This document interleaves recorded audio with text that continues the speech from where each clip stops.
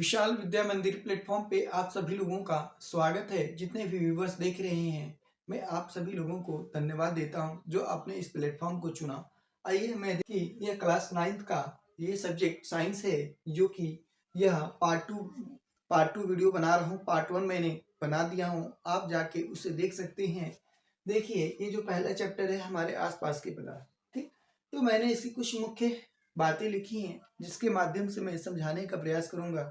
देखिए ये जो पदार्थ का भौतिक स्वरूप है, ठीक। ये जो जितने भी पदार्थ है ना, देखिए ये क्या है, मार्कर है, मेरा कपड़ा है, मैं भी हूँ, जितने सारी चीजें, हवा है, पानी है, ठोस है, जो भी चीजें हैं वो सब के सब क्या कहलाते हैं, पदार्थ कहलाते हैं। और ये जितने भी पदार्थ हैं वह कणों से मिलकर बने हुए हैं। तो ये अलग अलग तरह के कण से मिलकर बने होते हैं, तो इनके गुण भी क्या होते हैं, अलग अलग होते हैं। तो इस वजह से इसको हम ठोस द्रव गैस के रूप में समझते हैं। तो आई होप इतना ये चीजें समझ में आया होगा, ठीक। देखिए पदार्थ कणों से मिलकर बना होता है, इतनी बातें मैंने बताया। ये जो मार्कर है, चाहे मैं हूँ, जो भी चीजें, सब किन चीजों से मिलकर बने, कण से मिलकर बने। कण का मतलब अगर आपको नहीं समझ में आ रहा होगा तो रात के समय जब आप टॉर्च जलाते हैं तो देखते हैं कि छोटे छोटे कण आपको दिखाई देते हैं, छोटी छोटी चीजें दिखाई देती हैं। उसी छोटी छोटी चीजों को हम क्या कहते हैं, कण कहते हैं। नहीं तो ऐसे भी समझ सकते हैं कि किसी चीज को हम बहुत ज्यादा तोड़ते जाएंगे, एक टाइम आएगा कि वो टूटेगा नहीं, तो उसी को हम क्या कह रहे हैं, कण कह रहे हैं, ठीक है। कण को इंग्लिश में पार्टिकल कहते हैं, पार्टिकल, ठीक। तो इसकी हम लोग जांच वगैरह भी कर सकते हैं, ठीक ना। देखिए ये पदार्थ के कणों के अभिलक्षण गुण, तो पदार्थ के कणों के अभिलक्षण गुण जो हैं वह मुख्यतः, अभिलक्षण का मतलब होता है विशेषता, खासियत, ठीक ना। तो पदार्थ कणों से मिलकर बना है तो उन कणों के खासियत के बारे में जानेंगे। जो जो पदार्थ है वह कण से मिलकर बना है। ये जो कण होता है यह हमेशा क्या करता है, गति करता रहता है। पहले याद कर सकते हो क्या होता है, गतिशील होता है। तो मैं 1 नंबर में लिख देता हूं, यह क्या होता है, गतिशील होता है, ठीक है ना। दूसरा क्या होता है कि ये अत्यधिक छोटे होते हैं। क्या होते हैं, अत्यधिक छोटे होते हैं, अत्यधिक छोटा। क्या होता है, ये अत्यधिक छोटा होता है कण, ठीक। देखिए दूसरा क्या लिख सकते हैं कि तीसरा, कि इनके जो कण होते हैं, ठीक ना, इनके बीच में खाली जगह पाया जाता है। क्या पाया जाता है, खाली जगह, ये इनकी विशेषता है। तो कणों के बीच में क्या होता है, रिक्त स्थान होते हैं। कणों के बीच क्या होता है, खाली जगह होता है, खाली जगह होता है। देखिए चौथा मैं यहां लिख देता हूं। चौथे में क्या होता है, जितने भी जो कण होते हैं वह एक दूसरे को आकर्षित करते हैं। क्या करते हैं, जितने भी कण होंगे वह एक दूसरे को आकर्षित करने का कार्य करते हैं, काम करते हैं, आकर्षित करते हैं, कणों को आकर्षित करते हैं। क्या करते हैं, एक दूसरे कण एक दूसरे को आकर्षित करते हैं, ठीक है ना। चलिए अभी मैं बता दूं, पदार्थ की 3 अवस्थाएं बताया था। भौतिक अवस्था में ठोस द्रव गैस, क्या बताया था मैंने, ठोस द्रव और गैस। देखिए जो ठोस है इसके जो कण होते हैं ना बहुत पास पास होते हैं। क्या होते हैं, बहुत पास पास होते हैं, बहुत पास पास होते हैं। और द्रव के जो कण होते हैं ना थोड़े दूर दूर पे होते हैं, थोड़े दूर दूर पे होते हैं। क्या होते हैं, थोड़े दूर दूर पे होते हैं। इसके तो कण बहुत दूर दूर होते हैं, ठीक है ना। तो अब आगे बढ़े, 4 चीजें समझ में आया। अब देखिए पदार्थ के कणों के बीच क्या होता है, रिक्त स्थान होता है। हमने तो इसके द्वारा समझ लिया विशेषताओं के आधार पे, ठीक।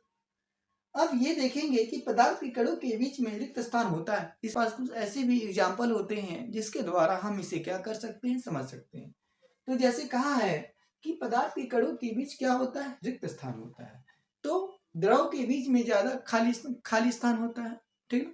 तो हम द्रव में हम जल को ले लेते हैं, और जल में या तो आप चीनी डालो या तो आप नमक डालो। हम इसका एग्जाम्पल करके देखते हैं क्या होता है। आइए हम एग्जाम्पल के तौर पे हम देखें, मैंने रखा हूं, ये देखिए। आप इस चिन्ह को देखिए, मैंने क्या किया हूँ, इस पे लाइनें बना रखा हूँ, आप देख सकते होंगे, ठीक है ना। मैंने मार्कर से मैंने कर दिया हूँ। देखिए थोड़ा लेवल गड़बड़ हो रहा है, ठीक है। अब देखिए मैंने कर दिया हूँ। अब मैं क्या कर रहा हूँ, इसमें मैं नमक को डाल रहा हूँ, ठीक। अब मैं इसे क्या करूँगा, घोलूंगा।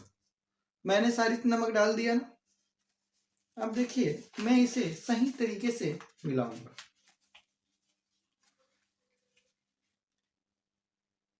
दूसरी चीज से मिला लेते हैं, इससे मिला लेते हैं। क्या करना है, पूरी तरह से इसे घोल लेना है, पूरी तरह से घोल लेना है बिल्कुल, जिससे कि इसकी कण दिखाई ना दे, ठीक है ना। उसके बाद ही हमें पता चलेगा क्या ये बात सही है कि गलत है। देखिए मैं आप ही लोगों के सामने घोल रहा हूँ। यदि आप ये भी याद रखिएगा कि आपके पास जितना जल होगा, उसके बाद जितने खाली जगह होंगे उतने ही सब उसमें नमक उसके स्थान जगह ले सकता है। अगर उससे ज़्यादा देंगे तो पानी का स्तर उठेगा। तो अगर आपको ट्राई करना है तो ज़्यादा पानी लीजिए और नमक डालिए, उसके बाद ही आपको पता चलेगा, ठीक है ना।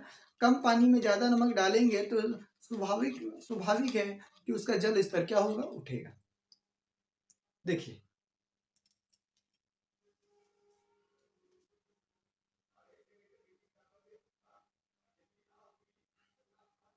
देख पा रहे हैं आप लोग।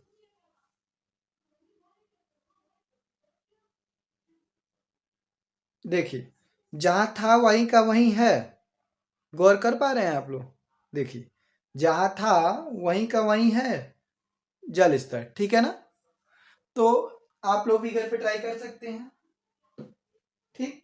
अगर आप कम पानी लेंगे, नमक ज़्यादा डालेंगे तो जल स्तर उठेगा।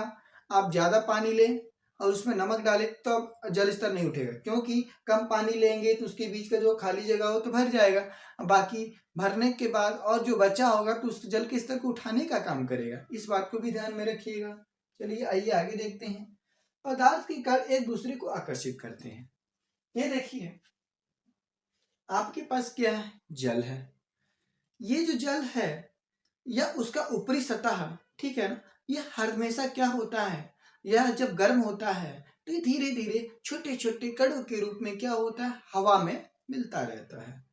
तो यह बिल्कुल एकबारक नहीं मिलता है, धीरे धीरे मिलता है। आप कहीं थाली में आप खाना खाते हैं, थाली में पानी जल रख देते हैं, हाथ धोकर रख देते हैं, लंबे समय तक देखते हैं कि उस थाली में पानी है नहीं, आखिर गया कहाँ, वो हवा में मिल जाता है।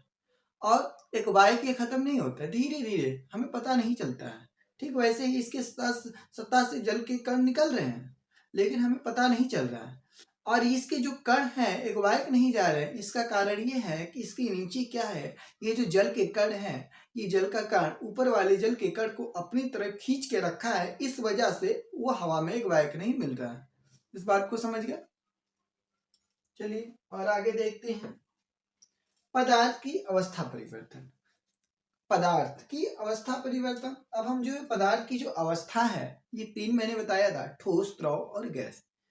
तो आप जानते हैं कि जो पदार्थ है वह कणों से मिलकर बना है और यह अपना रूप बदलते रहते हैं, ये कन्वर्ट होते रहते हैं। वो कैसे होते हैं हम इसके विषय में देख लें।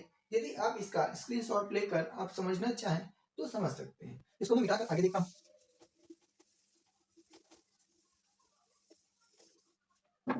देखिए मैं यहाँ पे क्या लिखूंगा, मैं लिखूंगा बर्फ, लिखूंगा बर्फ क्या होता है, ठोस होता है।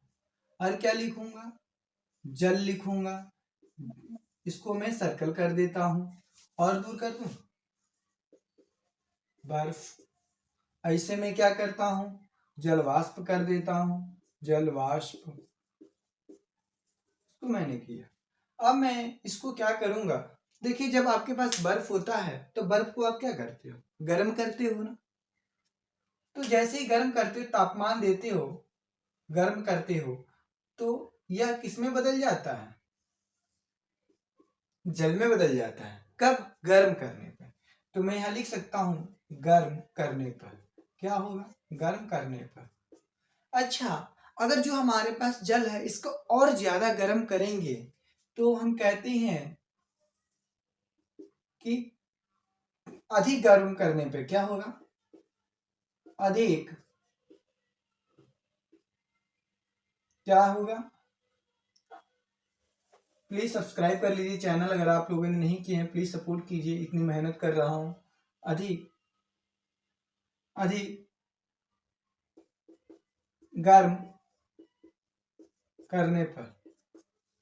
और देखिए, तो अगर आप गर्म करेंगे ठोस बर्फ को तो जल में जाएगा, अगर जल को और ज्यादा गर्म करेंगे तो किस में बदल जाएगा, जलवाष्प में। जलवाष्प को बोलते हैं भाप। जब खाना वाना बनाते हैं, चाहे दाल सीटी जब देता है तो उसमें से भाप निकलता है, उस भाप को ही हम क्या कह रहे हैं, जलवाष्प कह रहे हैं।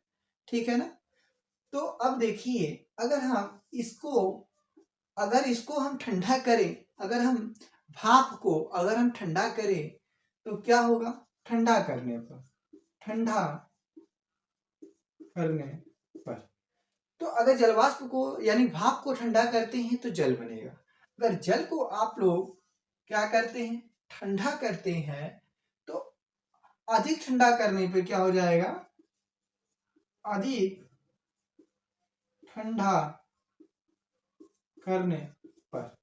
तो अगर अधिक ठंडा करोगे तो क्या बनेगा, बर्फ। तो इससे आपको पता चल रहा है कि जो पदार्थ है वो अपने अवस्था को, यानी अवस्था मतलब होता है जिस जिस रूप में है, जिस तरीके से है, ठीक है ना, उसको कह रहे हैं अवस्था।